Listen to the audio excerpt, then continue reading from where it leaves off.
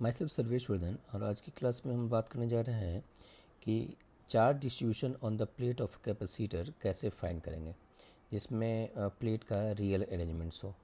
ठीक है, ऐसे प्रॉब्लम्स कई बार जी एडवांस में पूछे गए हैं। आप इसको ध्यान से देखिए और इसे अप्लाई कीजिए कि इक्विवेलेंट कैपेसिटेंस हम लोग कैसे फाइंड करेंगे और charge distribution on the plate हम लोग कैसे निकालेंगे। ठीक है, तो ध्यान से देखिएगा। जैसे इसमें एक क्वेश्चन है, इसमें ये 4 प्लेट है। ठीक है, सबका एरिया ए है और सब एक दूसरे के पैरेलल है। 2 प्लेट के बीच का डिस्टेंस डी है, यहाँ भी डी है, ये भी डिस्टेंस डी है। ये दोनों प्लेट कंडक्टिंग वायर से कनेक्टेड है। ठीक है, और इस टर्मिनल और इस टर्मिनल को, इस दोनों प्लेट को V0 EMF वाले बैटरी से कनेक्ट कर दिया गया है। हमें फाइंड करना है कि प्रत्येक प्लेट के सरफेस पे कितना कितना चार्ज है। ऐसे प्रॉब्लम्स को हम लोग क्या करते हैं, एक इसे कन्वर्ट करते हैं। ठीक है, ग्रुपिंग ऑफ कैपेसिटर में, जिसमें सीरीज पैरेलल हमें साफ साफ दिख जाए। तो हम यहाँ देख सकते हैं कि ये 2 प्लेट है, 2 प्लेट के बीच का डिस्टेंस डी है, इसका मतलब पैरेलल प्लेट कैपेसिटर है। ये पैरेलल प्लेट कैपेसिटर कैपेसिटेंस जो होगा वो ए एप्सिलॉन नॉट बाई डी होगा। ठीक उसी तरह से इस ये दोनों प्लेट के बीच में भी हमें एक कैपेसिटर बन रहा है, इसकी भी कैपेसिटेंस इतना ही है और इन दोनों प्लेट के भी बीच का कैपेसिटेंस उतना ही है। कहने का मतलब है कि हमारे पास 3 कैपेसिटर बन रहा है, 1, 2 और 3, और तीनों का कैपेसिटेंस की value A epsilon nought by D ही है। ठीक है, तो हमने प्लेट का नंबरिंग कर दिया है। इस प्लेट को हमने 1 कहा है, इसको ए कहा है, इसको 2 कहा है और इसको बी कहा है। प्लेट का नंबरिंग कर दिया है। ठीक है, और इस प्लेट का पोटेंशियल V1 और इस प्लेट का पोटेंशियल V2।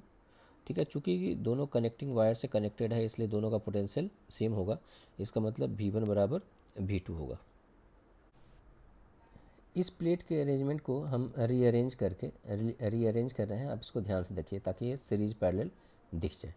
अब हमें देख सकते हैं कि ये प्लेट 1 का जो लोअर सरफेस है और ए का जो अपर सरफेस है, ये कैपेसिटर बना रहा है। ए कैपेसिटर बन रहा है, देखिएगा, ए प्लेट का लोअर सरफेस और 2 का अपर सरफेस, और एक कैपेसिटर बन रहा है 2 का लोअर सरफेस और बी का अपर सरफेस। ये 3 कैपेसिटर बन रहा है और तीनों को हम यहाँ पर रीअरेंज कर रहे हैं। तो हमने ए और बी को 2 पॉइंट से डिनोट किया है। ये हमारा वी ए है, ये हमारा वी बी है, और 1, 2 दोनों का पोटेंशियल सेम है इसलिए यहाँ पे हमने दोनों को एक ही पॉइंट से लोकेट कर दिया है। अब हम देखिए, ए का अपर, 1 का लोअर, तो ए से कनेक्टेड एक प्लेट लिया है। ठीक है, ए का अपर हुआ, और 1 का लोअर, तो 1 से कनेक्टेड प्लेट लिया है, 1L लिखा है, 1L लिखा है, 1 लोअर, ए यू लिखा है, मतलब ए का अपर सरफेस कैपेसिटर फॉर्म कर रहा है।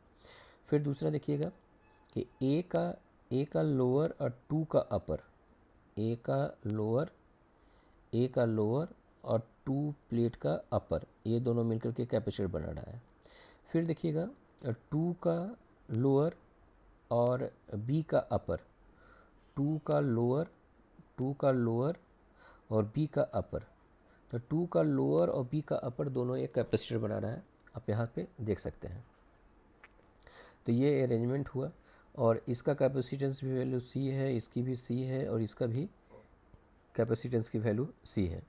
और ए और बी के बीच में जो ईएमएफ कनेक्टेड है उसकी वैल्यू दिया हुआ है V0।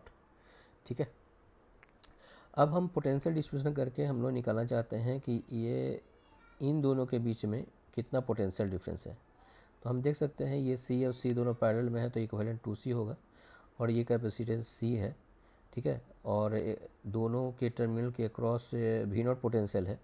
तो इसके अबाउट अगर हम पोटेंशियल फाइंड करना चाहते हैं, आप देख सकते हैं कि ये एक कैपेसिटर अगर C1 है, दूसरा कैपेसिटर अगर C2 है, और दोनों के बीच में अगर V0 पोटेंशियल डिफरेंस है, और अगर हमको इंडिविजुअली किसी एक के अबाउट अगर फाइंड करना है तो हम लोग ऐसे निकाल सकते हैं, V1 इज़ इक्वल टू, देखिएगा, Q is equal to CV। Q हमारा सीरीज में सेम है, इसका मतलब बी जो है इन्वर्सली प्रोपोर्शनल टू सी है। इसका मतलब इसका पोटेंशियल अगर हमें फाइंड कर लेंगे, V1 फाइंड कर लेंगे, तो कैपेसिटेंस दूसरे का लेना चाहिए, C2 V0 बटा C1 प्लस C2, और V2 अगर फाइंड करना है तो हम C1 V0 by C1 plus C2, ये फार्मूला अप्लाई करके हम कैपेसिटेंस के क्रॉस हम लोग फाइंड कर सकते हैं पोटेंशियल डिफरेंस। देखिएगा इसका इक्विवेलेंट हमारा 2C है, ये C है, तो इसके अबाउट पोटेंशियल डिफरेंस कितना होगा, देखिए C into V0 by 3C, C cut जाएगा, V0 बाई 3 हो जाएगा, और टोटल हमारा V0 है तो इसके अबाउट होगा 2V0 बाई 3, क्योंकि दोनों का सम जो होना चाहिए V0 के बराबर होना चाहिए। ये अगर V0 बाई 3 है तो ये होगा हमारा 2V0 बाई 3, तो ये हमारे पोटेंशियल डिफरेंस मिल गया।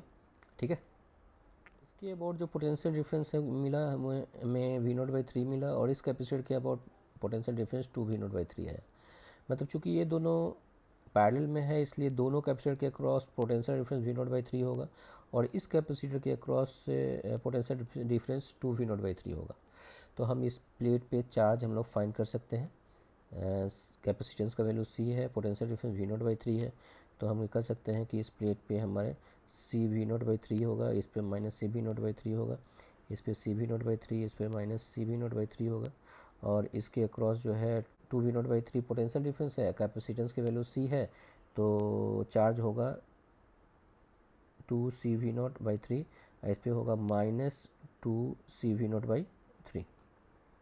ठीक है, तो इस तरह से प्रत्येक प्लेट के प्रत्येक सरफेस पे हमें चार्ज मिल गया, जो आपको इस फिगर में ही दिख रहा है।